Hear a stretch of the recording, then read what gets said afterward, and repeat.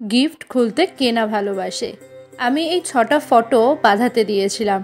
আসলে আমার বিয়ের আগে থেকে প্ল্যান করা ছিল বিয়ের সময় বাবা মায়েদের কিছু ফটো আমি ফ্রেম করে বাঁধাবো, আর সেই কারণের জন্য বিয়ের 9 মাসের মধ্যেই আমি ফটোগুলোকে বাঁধাতে দিয়ে দিয়েছিলাম, যেখানে আমাদের হ্যাপি আছে, মা বাপি আছে এবং সাথে আছে আমার বুনু, ভাই, বিক্রম, ও বাড়ির বাবা মা, মানে বাপের বাড়ির বাবা মা।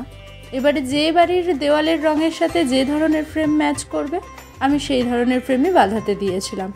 খুলতে একটু সমস্যা হচ্ছিল দেখে ভাই আবার আমাকে একটু হেল্প করে দিচ্ছিল। যাই হোক, এটা হলো ফাইনাল দুটো ফটো ফ্রেম।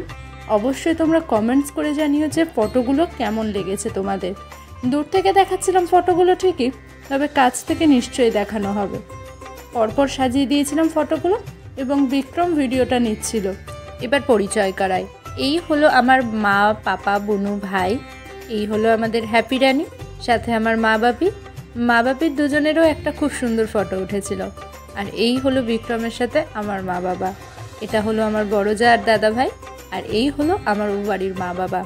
তো আজকের জন্য এইটুকু, দেখা হবে পরের কোনো ভিডিওতে। টাটা।